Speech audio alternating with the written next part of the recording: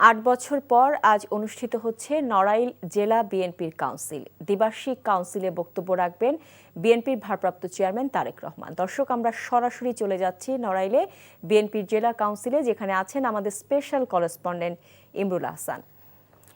ইমরুল, দীর্ঘদিন পর নড়াইল জেলা বিএনপির কাউন্সিল হচ্ছে, তো নেতাকর্মীদের উপস্থিতি আপনি কেমন লক্ষ্য করছেন সেটি জানাবেন। একই সাথে বিএনপির ভারপ্রাপ্ত চেয়ারম্যান তারেক রহমান বক্তব্য রাখার কথা, তিনি কখন বক্তব্য রাখবেন সে ব্যাপারটি জানতে পেরেছেন কিনা সেটিও আমাদের জানাবেন।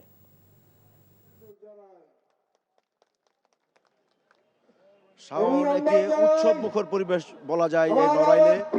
2017 সালে সর্বশেষ এই জেলা বিএনপি কাউন্সিল হয়েছিল। 8 বছর পর এই কাউন্সিল অনুষ্ঠিত হচ্ছে।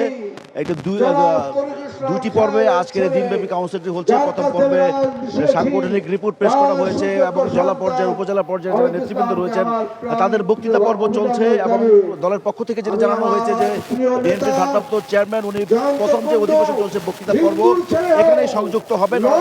বেলা 1টা থেকে 1:30টার মধ্যে উনি এখানে সংযুক্ত হয়ে বক্তব্য রাখবেন। আর পরবর্তী যে বিকালের সেশন রয়েছে লাঞ্চের পরে সেখানে আসলে কাউন্সিলরদের সরাসরি ভোটে এখানে নতুন নেতৃত্ব নির্বাচন করা হবে এবং তারেক রহমান সেই ভোটাভুটিরও প্রত্যক্ষ করবেন এমনটাও আমাদেরকে জানানো হয়েছে।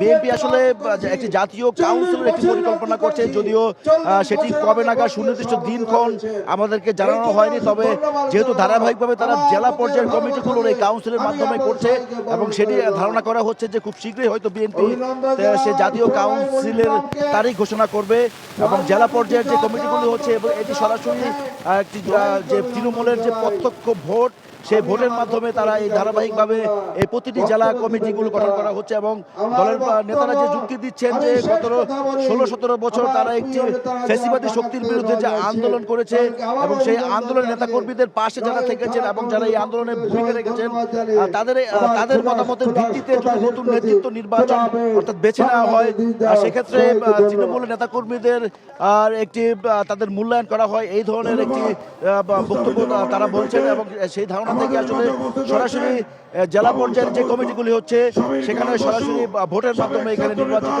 করা হচ্ছে। এই নড়াইল উচ্চ বিদ্যালয় মাঠে প্রথম অধিবেশন হচ্ছে এবং শিল্পকলা একাডেমি মাঠে মিলনায়তনে দুপুরের পরে ভোটাভুটি পর্বটি অনুষ্ঠিত হবে। আজকে সভাপতি পদে এখানে 2 জন প্রতিদ্বন্দ্বিতা করছেন, এছাড়া সাধারণ সম্পাদক এবং সাংগঠনিক সম্পাদক পদে আরো 3 জন করে প্রতিদ্বন্দ্বিতা করছেন এবং নেতাকর্মীরা যারা এখানে আছেন স্থানীয় নেতাকর্মীরা তারা বক্তব্য রাখছেন এবং সবাই প্রত্যাশা করছেন যে নতুন নেতৃত্ব আসবে সেটি সংগঠনকে আরো শক্তিশালী করতে সামনে যে নির্বাচনের প্রস্তুতি রয়েছে সেই প্রস্তুতি সারবার জন্য একটি গুরুত্বপূর্ণ ভূমিকা রাখবে নতুন নেতৃত্ব।